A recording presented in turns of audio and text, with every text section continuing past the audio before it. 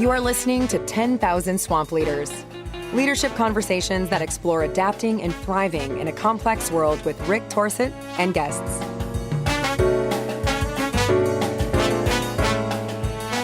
Hi, everybody. This is Rick Torsett, and this is 10,000 Swamp Leaders.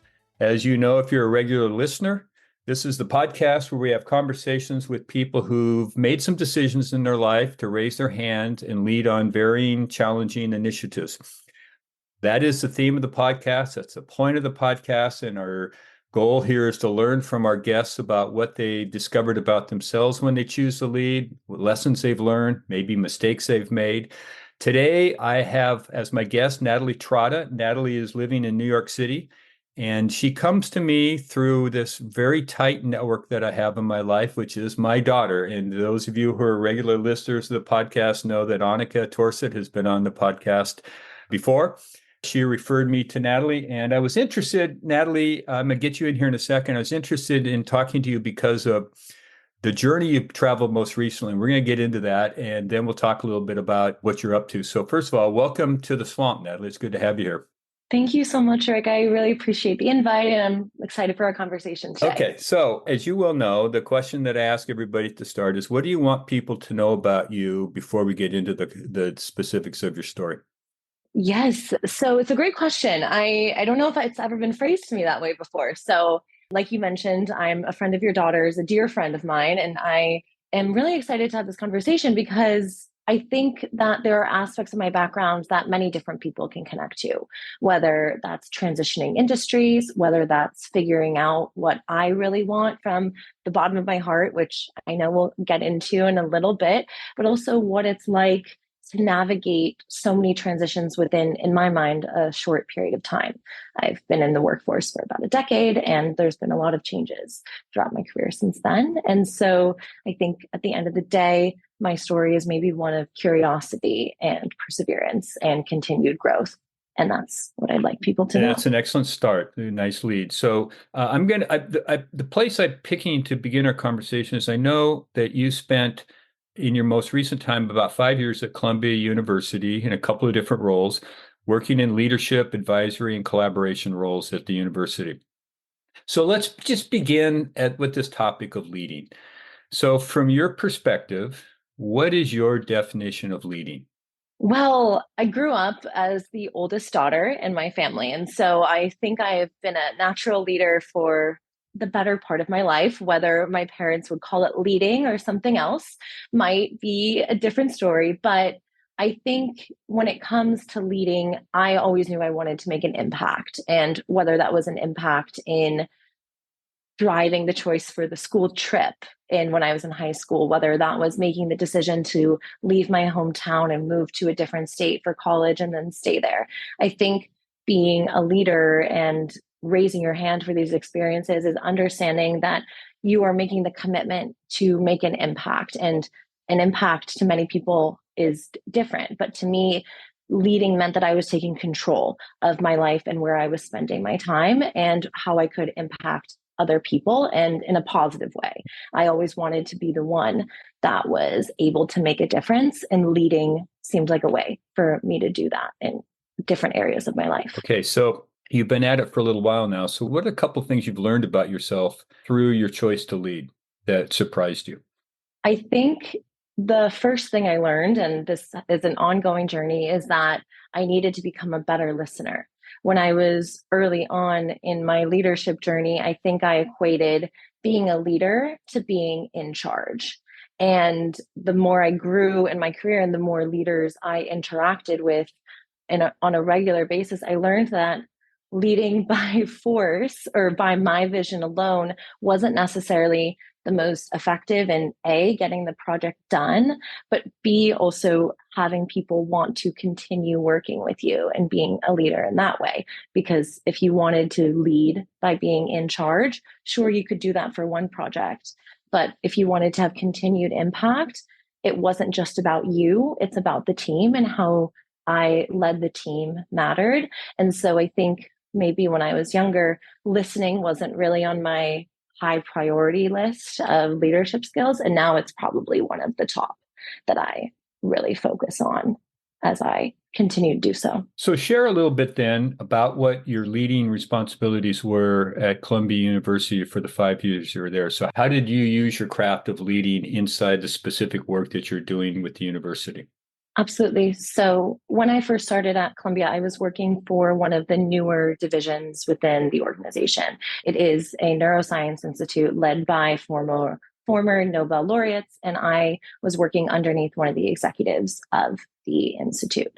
So there was a lot going on here. It kind of had a tough beginning due to some leadership challenges. And so when I was brought in to support this executive, there was quite a bit of change. This was the second job I had out of college, and I was reporting to someone who had been a senior leader for quite a bit of time. She was really looking for someone like me to be her thought partner, both in growing her own initiatives, but also increasing the scope of the Institute as a whole.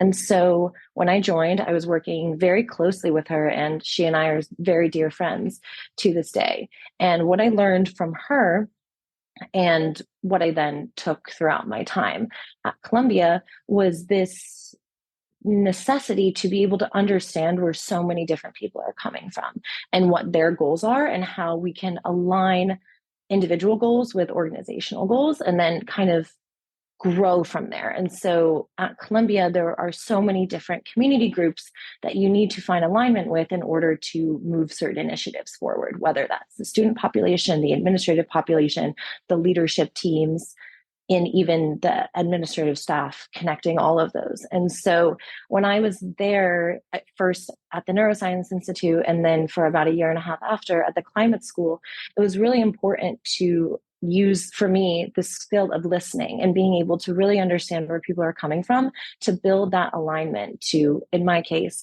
build a team around going after a grant that was worth over $7 million, and which we did end up winning, or creating programming that was designed to bring the community together and have continued conversations about the growth of these organizations. And so I learned from the leader I supported why it was so important to understand individual group dynamics and what drove them and their motivators, and pulling that all together to then further, ideally, the growth of the organization. Okay. So it strikes me, because a lot of people listening here are probably thinking what I'm thinking, which is, how did you handle the gap between you and your boss, let's call them, based on all the kinds of differences? Is this experience in the work, age, those kinds of things? And they want a thought partner. Oftentimes we hear they want a thought partner, but really what they want is an affirmation partner that they're thinking doesn't need to be challenged. So how did you manage those moments when you needed to be a little more direct or a little contrary to what your boss was asking for or thinking about? And how did you navigate those differences? That's such a great question, because in this instance, I was her trusted thought partner, but her team also would come to me with their concerns and their issues. And so I kind of sat in this weird limbo, hearing both sides of the story very frequently, and having to sometimes not step in some scenarios, and then other times using the influence I did have to impact decisions. But I would say the first thing that I did was, I knew coming in that I was not going to be the most knowledgeable about this organization or the dynamics, and that my first goal was to really learn as much as I could in the shortest amount of time to be able to advise my boss. So feeling like I go back to listening, but that's what helped me get up to speed very, very quickly, was just observing and processing internally and asking questions, of course, but trying to understand the dynamics before coming to any judgment or providing any advice. So I would say I did that for maybe about 3 to 4 months upon starting, was really try to understand the dynamics across the entire organization. I never worked in a scientific research area before.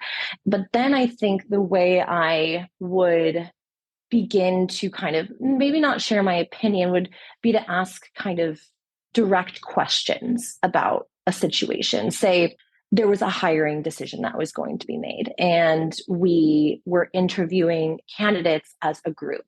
And then after the interview would be over, the tradition or the typical process was for all of us to stay on the call and then share our thoughts about the candidate in a group setting and attempt to make this decision by committee. Now, there's a lot of heuristics here that would work against the candidate, like groupthink, the power dynamics of my boss and her partner and everyone else in the group wanting to defer to what they thought because that's just the power dynamic. And so instead of having the conversation of, I think we should share feedback individually and then have a discussion a few days later about the feedback that maybe everyone submits to me and I bring it together and present it to my boss anonymously. Instead of saying something like that, I would say, have you considered that maybe there's a way to garner more honest feedback from the rest of the team in a way that's different than a shared forum immediately after the conversation? So maybe asking questions as opposed to just coming straight out with my thoughts. And of course, since we were working in science, data is very impactful to those leaders. So saying X% of hiring feedback is shown to be more effective when shared anonymously with, or not, maybe not anonymously, but shared directly with the hiring manager and then discussed later. So I would kind of maybe not just share my opinion flat out unless I was asked, but then kind of ask intriguing questions that would trigger a different line of thinking. Yeah, so I think it's interesting, the power dynamic, the order of rank in the organization and the associated authority that goes with those positions is real. And it takes a while to cultivate a culture inside a small team where candor is actually a cultivated value rather than an espoused value that rarely shows up. It's interesting. You also remind me, I don't know if you're aware of the work of a guy named Barry Oshry. Oshry's done a lot of work around human systems, and he's got a very complicated model as it relates to a team of people. He calls them tops, middles, and bottoms. Highly complicated technology. The middles have the hardest challenge because they are oftentimes a go-between between the tops and the bottoms. So Oshry's done a lot of great work that sort of defines those distinctions and also provides resources and moves for the people in those varying roles. And we are always in an organizational setting. Sometimes we're a top, sometimes we're a middle, and sometimes we're a bottom. So having skills in all three of those domains is really useful because we'll frequently find ourselves back there again. Maybe I should have Barry on the podcast here before too long. So on it goes for 5 years, and then you experience the hard edge of an organizational reorg, and boom, you're out of a job.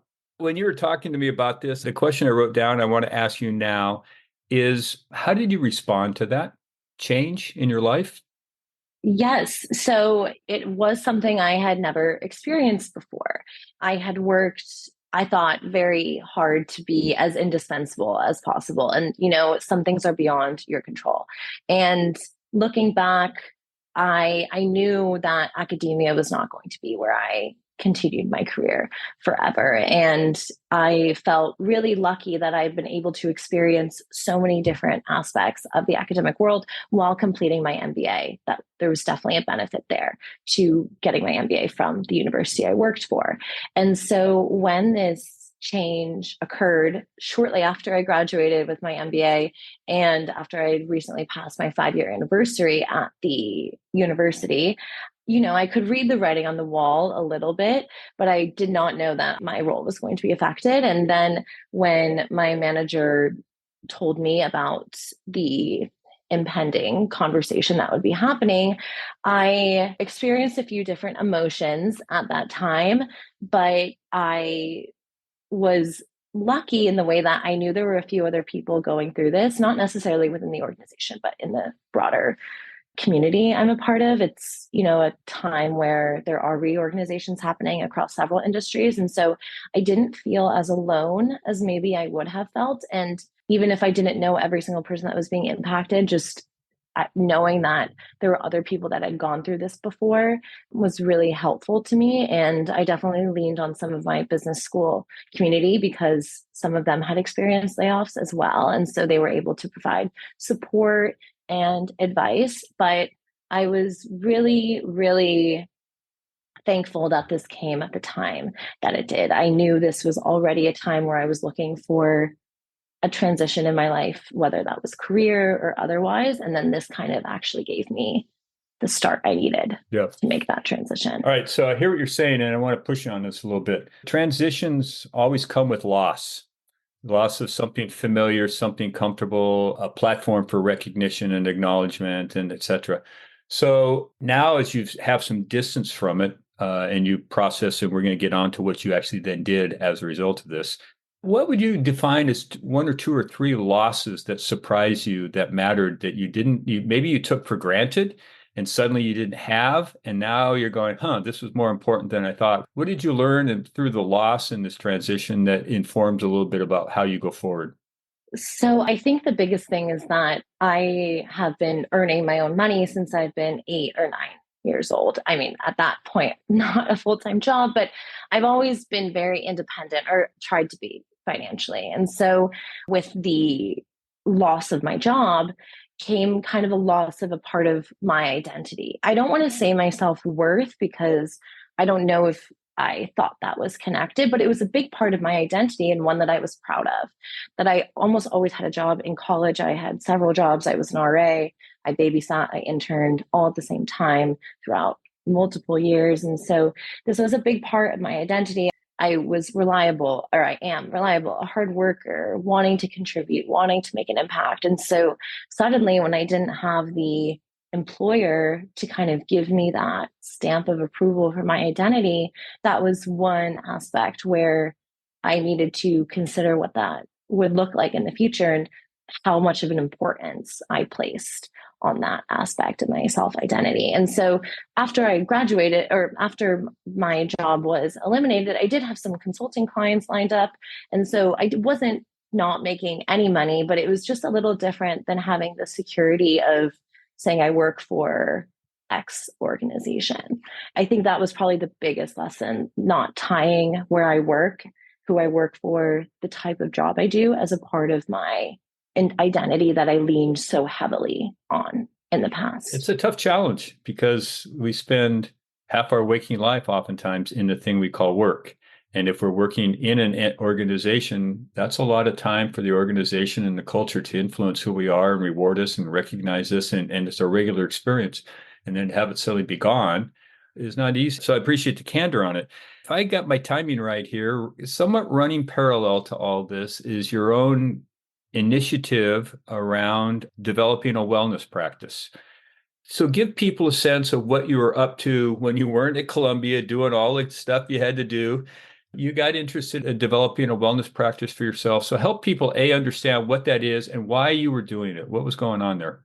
Yes, happy to dive in because you're right. It was kind of happening in tandem. So I would say there are certain wellness practices that I've always done my entire life. I was a very active child. I always loved moving my body, working out, doing sports to whatever extent that looked like throughout my life. And so I will say that was a very standard baseline I've had since probably the age of 12. So physical exercise has always been a part of my wellness practice. However, right around the time when I was 23, 24, I was working at a different company, not Columbia yet. And so at this point, I was a few years into my career and had always operated from a high threshold of anxiety.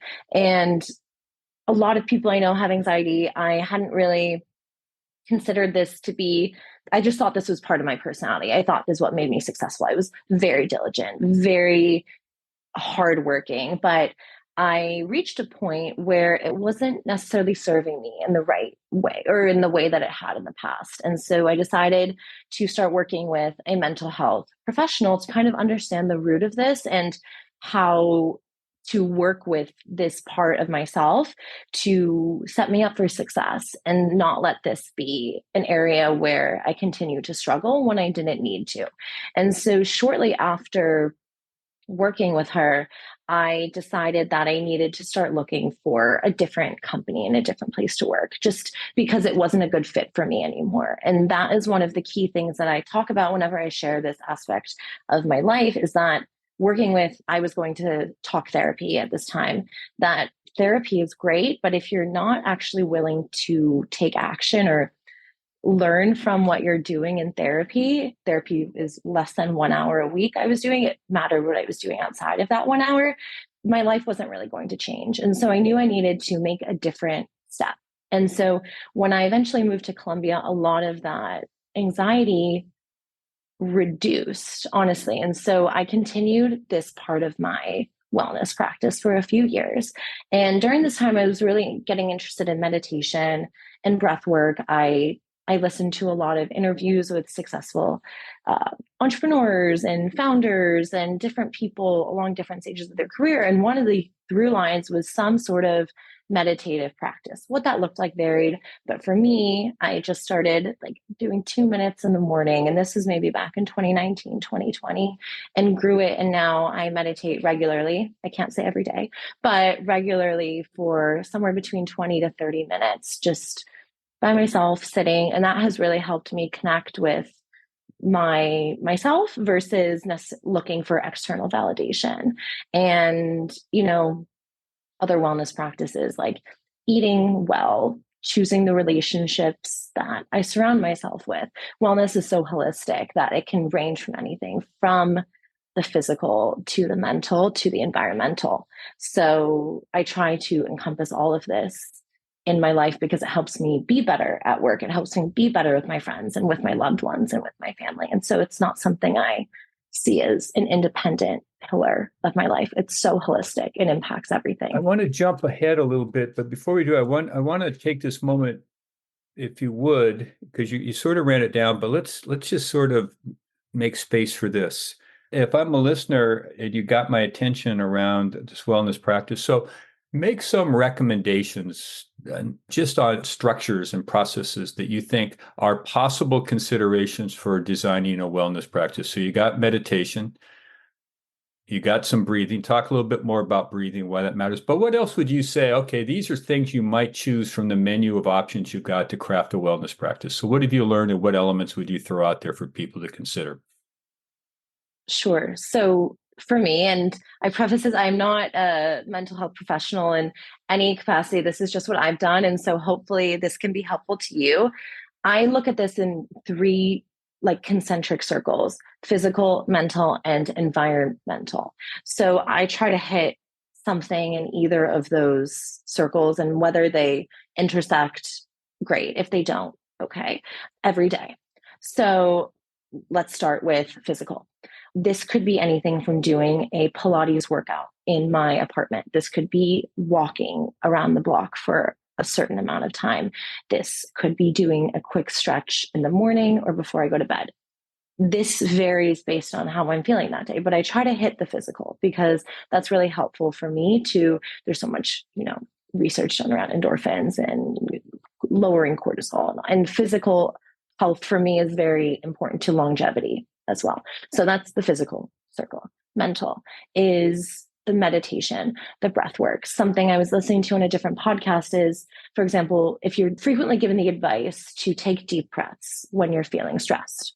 However, if you are not taking deep breaths in any other point of your life and you've never practiced taking breaths, it's probably not going to be the first thing you think of when things are going not well in work, in your mind, anything. So I am frequently just deep breathing. I'm sitting here with you. I'm taking deep breaths to regulate my voice, my thoughts, and everything. And so again, it doesn't have to be the 20 minutes of meditation. It could be anything. It could just be sitting here before you take a call, hand on heart, hand on stomach, just to bring yourself ground back.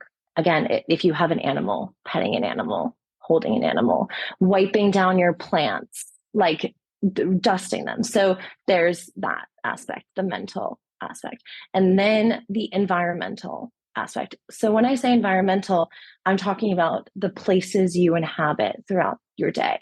So whether that is your home, your apartment, your office, your desk within your office, the bag you're bringing with you on the subway, your car, take what resonates.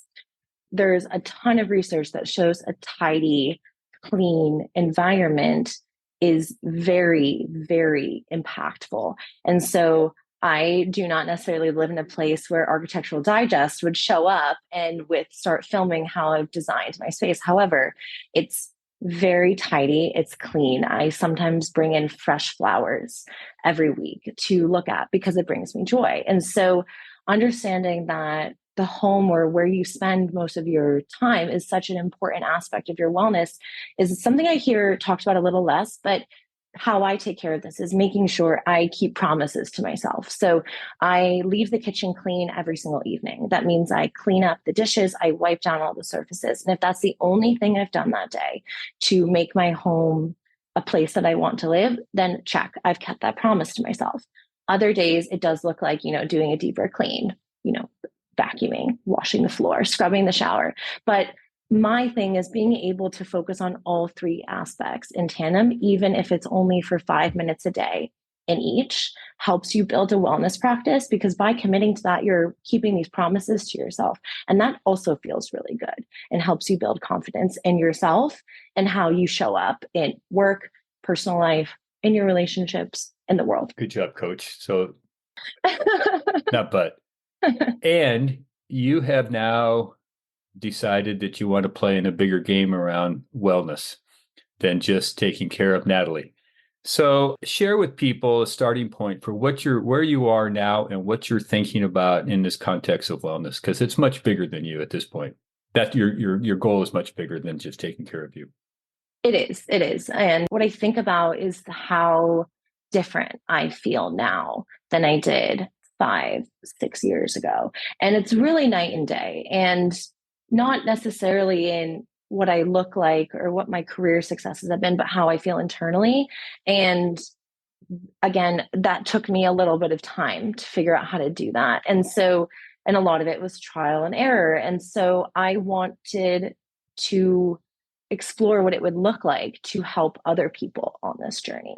And so a lot of my friends have come to me for advice on any one of those aspects, the environmental, mental, or physical. And so when I was thinking about, what is my purpose in this world? I could continue down this path of being a thought partner to executives. I could find another job like that. But I kept feeling like there was something bigger I could do. And that's when I started thinking about what would be my goal for my life and what I would like my life to look like outside of work. And that's kind of when I started thinking about the farm and where I wanted to take that. Okay, so nobody knows about the farm. So let's get into the farm. No one knows about the farm. And so this is an exclusive. I mentioned one of my early jobs in childhood was taking care of animals. And so this was a big part of the environmental aspect when I was a kid. And I horseback rode, I was around animals, I loved it. And that was another part of my wellness journey. I have a cat and he's been with me since I graduated college. And huge part of this as I was going through pandemic was this connection to wanting to be in nature that I couldn't really shake. I really wanted to have this in my life. And I still live in New York. I love it here, but I kept wondering if there was something outside the city where I could meld this desire to be in nature, to be in a beautiful space that was designed well, whether that's inside or outside, and the ability to connect with like-minded people or people that felt the same way and had the same goals in one space that, although not necessarily directly in my immediate environment, but close enough that I could experience this regularly. And I figured that this might be something that a lot of people would be interested in, given the amount of stress that people endured over the past few years and the general trends of what I'm seeing across social media and across life of people wanting to reconnect with themselves through nature. And so I started thinking about this in a few different ways. And at first, it was purely selfish. I wanted to have my own farm where my family could come, have little cabins around, and we could connect with one another and be in nature and be around animals and spend time together and build these wellness practices in community. And then I started telling more people about this idea, and everyone was really excited, almost to a point that I hadn't predicted. And they all asked me, well, I'd love to come to this place. Is this open to the public? Can other people stay there? What kind of animals would you have? Oh, you should get Scottish Highland cows, really giving me a lot of ideas. And that's when I was thinking, okay, it would be so great for me and my family, but what if this could have a broader impact? And so that's when I started thinking, what if this was more of an elevated hospitality model in nature? on a farm.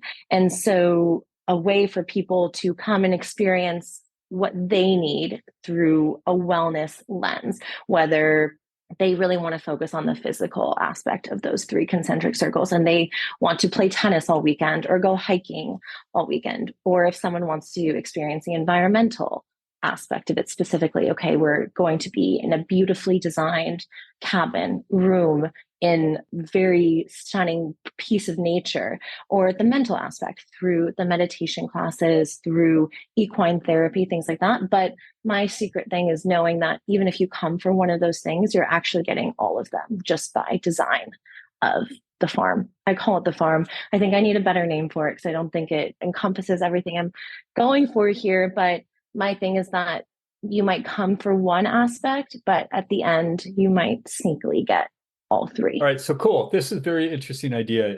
When you were telling me about this, I thought this is an aspect of conversation we kick around a little bit here. So help people understand that now you got them in this conversation about the farm. And for those who are listening, Natalie's also making requests. You have an upgrade on the name, so maybe they can piggy with some upgrades on the name. Well, your LinkedIn profile will have some links in the show notes where they can get a hold of you so they can pass on name suggestions if they like. Let's take this endeavor seriously. So right now where you are with it is as a concept. It's an idea. It's a piece of, you've sort of given us what you've got right now in terms of how you're thinking about it in some form. So let's throw it out to the universe here. So as you sit here now and you think about where you are with the idea, what are a couple, two or three things you think, if I could get these things in place now, let's say a month to 2 months from today, that would be progress, but it would also give me feedback on how I'm thinking about this and maybe refine it a little bit. So what do you think you need that you don't have that moves this thing down the road a little bit? That's a good question. I think in my mind, there are three aspects of this. The first is understanding how to fund something like this. So whether that looks like self-funding it and growing this in a different pace, whether it's taking on partners through an equity sort of relationship, or, whether it's working with a current hospitality company on something like this. So I think for me, it's to understand, the first thing is to kind of understand the funding structure of how I'd like to do this. There's benefits and trade-offs to any choice. The second aspect is understanding a little bit more about the most impactful location. I mentioned I live in New York. The most important thing for the farm to me is to be within 2 hours of at least one major city, 2 to 3 hours. That way people can justify coming for the weekend, a long weekend, and not having the journey be so much of a consideration. And so understanding that perhaps the farm will expand and someone would like to fly in for an experience here. But right now, the location being within 2 to 3 hours of at least one major city is important. And so exploring what areas, at least close to me, look like. I went up to Hudson a few weeks ago to see what that was like. And so nailing down the location. So right now we have funding and location. And then the last aspect is identifying partners that would be able to help, maybe not necessarily in an equity perspective, but for example, building out the animal program. I love animals and I am fairly knowledgeable about some of them, but taking that aspect, which is such a huge part of the farm, bringing on a partner that would be able to oversee that aspect would be great. Similar to bringing in folks who are experts in meditation, Reiki, equine therapy, things like that, or identifying some potential partners with maybe not even reaching out to them yet, but just identifying some people who would be on my wish list to host a workshop at the farm is the third one on my list as we move forward here. So you talk about funding, how you actually get the money in order to make this thing go. Location in near city, and you say New York, so we're specific with people right now, you live in New York City. So that kind of checks the box, but it could be somewhere between New York and Boston, for example, as a possibility. That would be ideal. Like the Berkshires, even though there's quite a competitive market there. So I'm not sure that's where we'd go first. But say a little bit more about identifying partners. Are you talking thought partners around wellness, or what's that look like? Granted, you may not know everything you want to know about this now, but as you sit here now, what kind of partners help you think this thing through or help you advance it?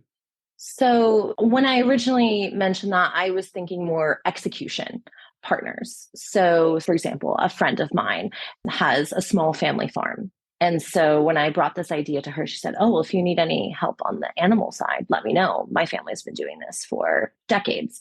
We're more than happy to help advise on what that looks like." Again, animals are one small area of that. And thought partners, however, is another aspect I've been thinking about when it comes to learning from other hospitality companies or small hospitality organizations that have done something similar. I don't know if they've done the exact same thing to the extent we're not talking the super high end like Miraval. They've definitely got that under control, but maybe a group that owns one or two bed and breakfasts on some sort of land. So looking to them as a thought partner or just to learn from as I continue on in this eventual hospitality career I envision in my future. So I think there's a dual path here that hopefully run in parallel. So I believe it is a truism that we learn more from our leadership failures than we do our successes. But then the question becomes, what's my process for learning about my failures? And which is to say that another angle into that is, what's my contribution to the mess I'm trying to solve if I'm a leader? Because invariably I've got a hand in the thing that I'm trying to solve. It.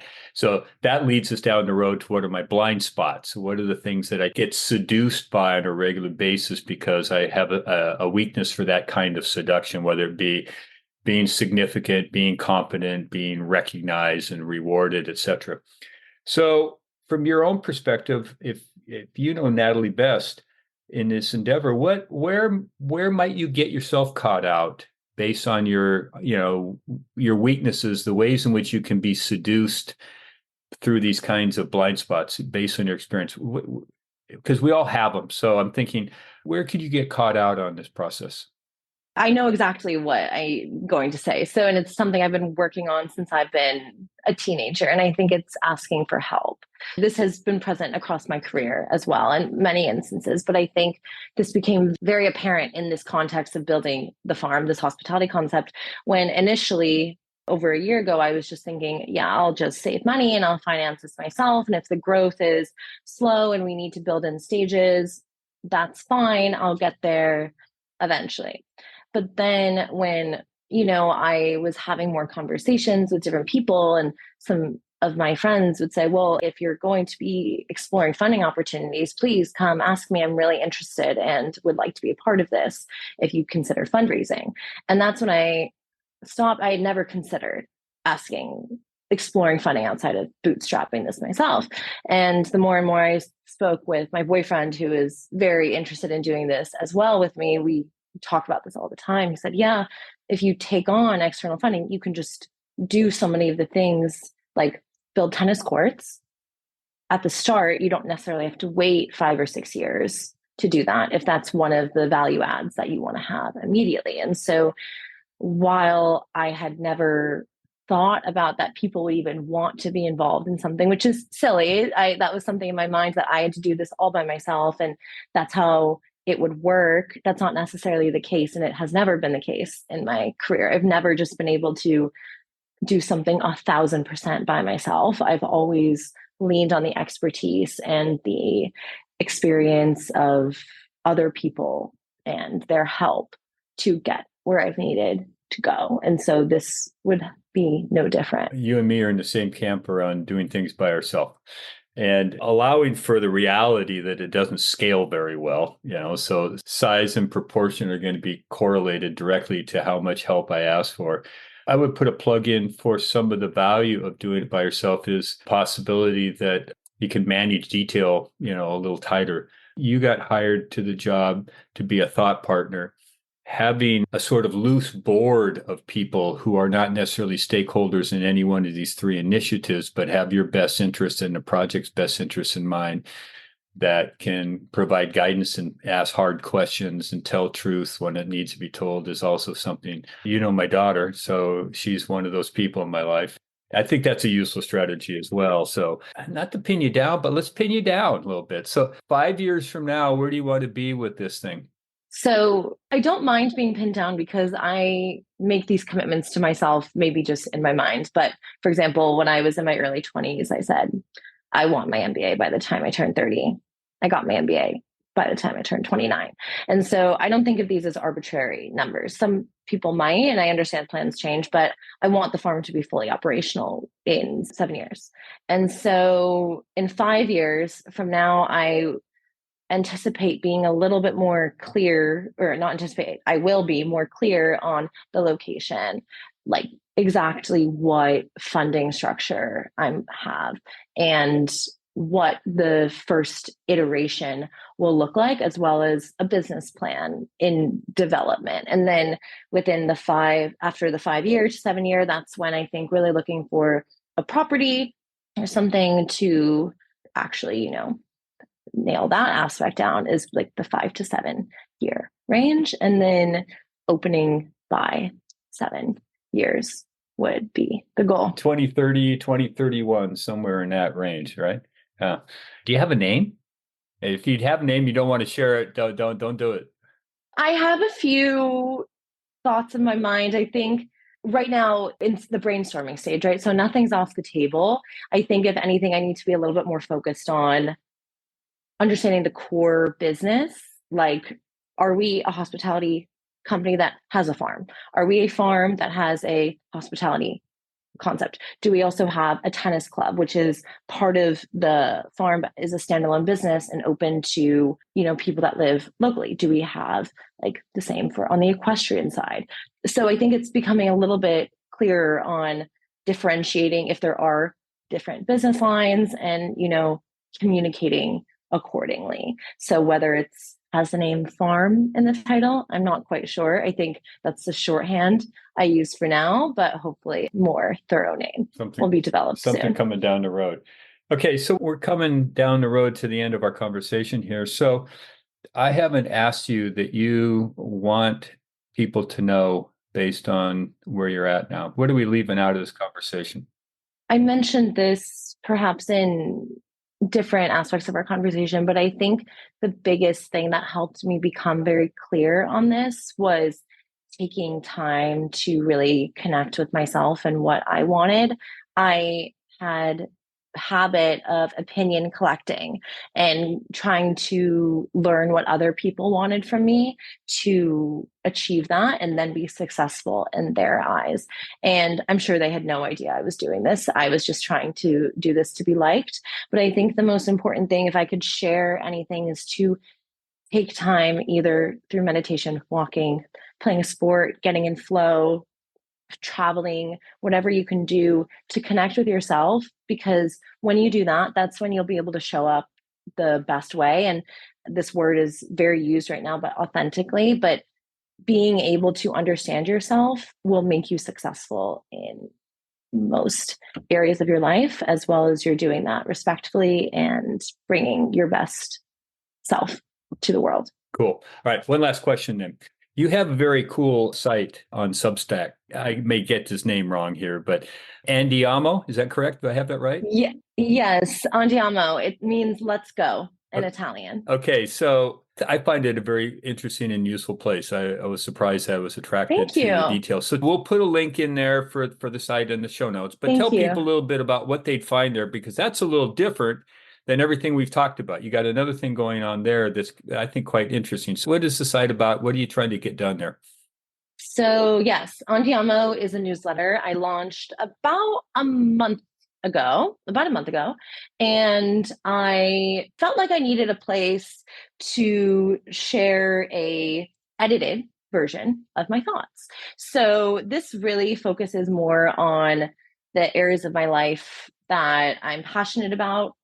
So this looks like traveling, the books I'm reading, the podcasts I'm listening to, places I want to go, and lessons learned. So this is kind of like a recommendation, thoughts on travel and reading that is just an area where I find it easier to collect versus sharing it on Instagram. And it's not necessarily as professionally focused as LinkedIn typically is. So I think Andiamo will actually be a place where I share more about the farm idea moving forward. So that will probably be the best place to keep up with this journey if you're interested in reading along. But for right now, it's a collection of kind of my recommendations and thoughts around travel, design, media, and life. And I'm going to put a plug in. You didn't say this. It's incredibly beautifully aesthetically designed too. You have great imagery and all. It's a pleasure. Thank you. It's a pleasure to take it in visually as well as the content. So I'm a follower of it. So Natalie Trotta, thank you for coming to the swamp and sharing your stories about the farm and your practice of wellness. It's been a pleasure to have you here. Thank you so much for having me, Rick. This was such a fun conversation. I appreciate your time. You're welcome. Bye-bye. Thank you for listening to 10,000 Swamp Leaders with Rick Torsett. Please take this moment and hit subscribe to follow more Leadership Swamp conversations.